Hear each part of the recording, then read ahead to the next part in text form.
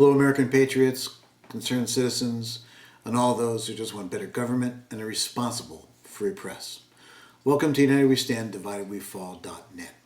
In this video, we're going to discuss the question to go or not to go, and it's specifically for law enforcement and veterans. So stay tuned.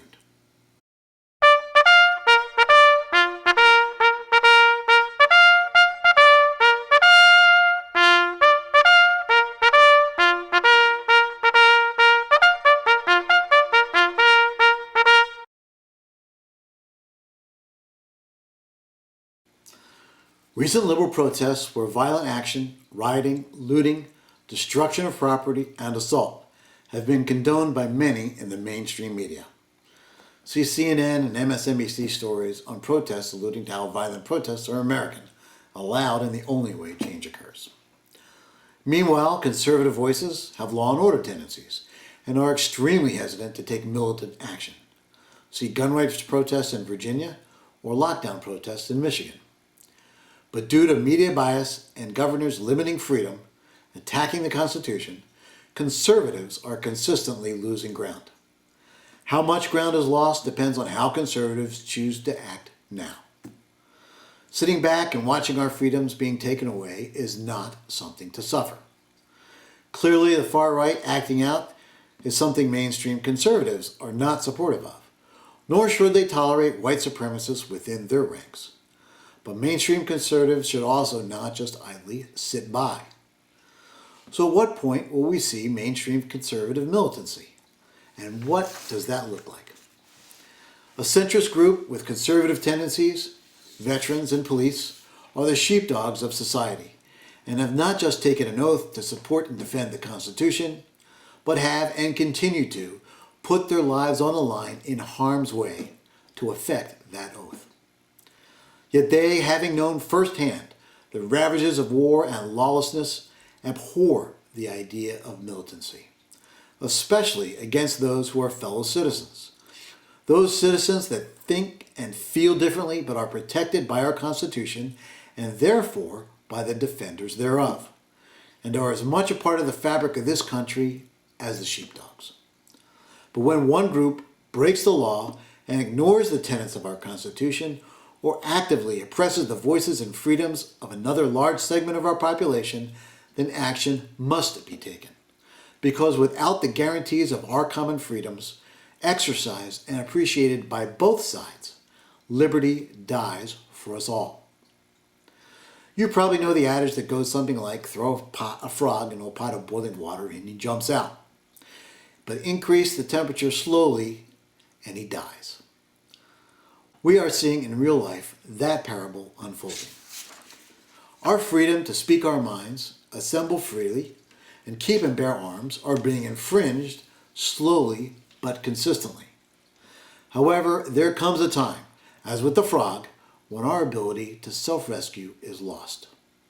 As thoughtful and considerate beings, it is within our capability to understand that point of self-preservation and to act before it's too late. So at what point can we not self-rescue? In order to understand that, we need to examine what is needed to preserve ourselves and, by extension, the Republic. We need not go far for the answer. It is in the First and Second Amendments to the Constitution. The First Amendment guarantees the right to free speech and the ability to assemble. Individuals without this ability to communicate and assemble can be isolated and easily overwhelmed. The Second Amendment guarantees the ability to keep and bear arms. Individuals without power are helpless and are dependent upon the assistance and benevolence for others for their safety and security.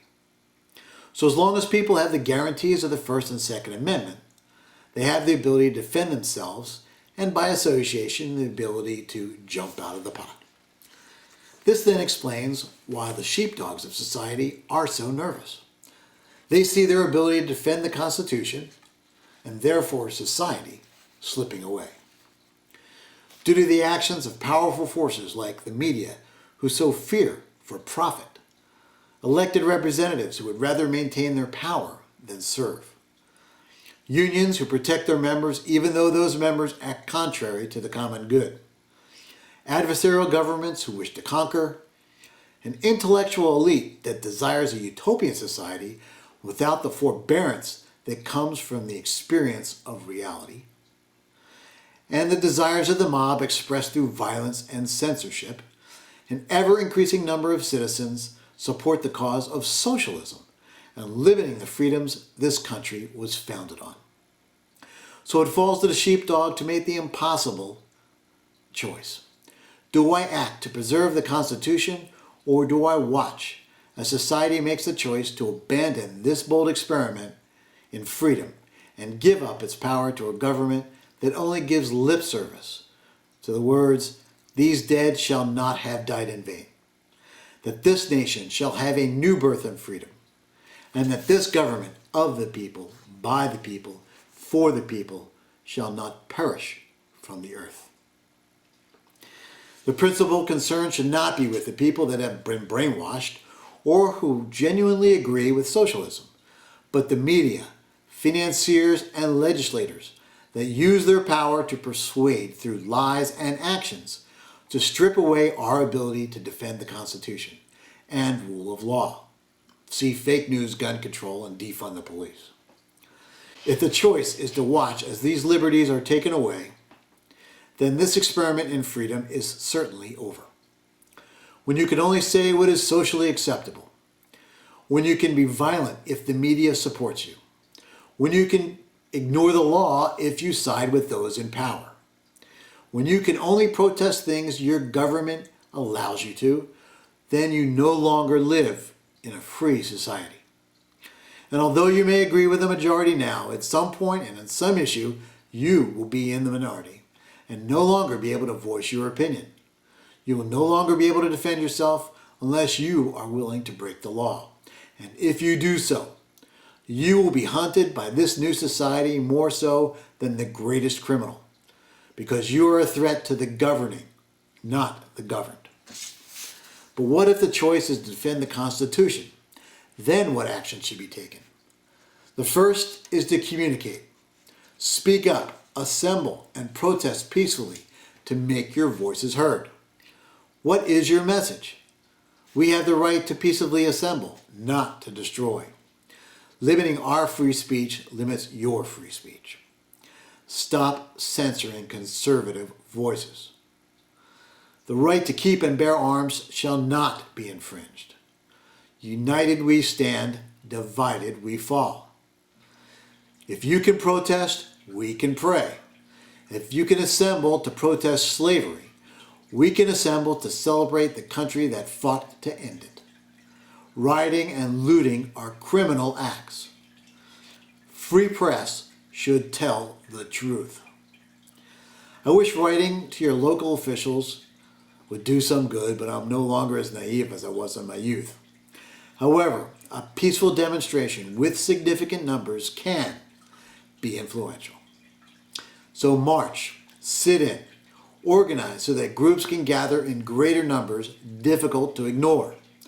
Protest in front of media offices, governor's offices, and internet companies. For this effort, I call upon those who can financially support peaceful protests to do so. Those who can organize events, do so. Those who can participate, please do so. The second action is to vote. Perhaps enough people are disgusted with the way things are going that they will show up and vote to stop it. The key is where to put the blame for today's misdeeds.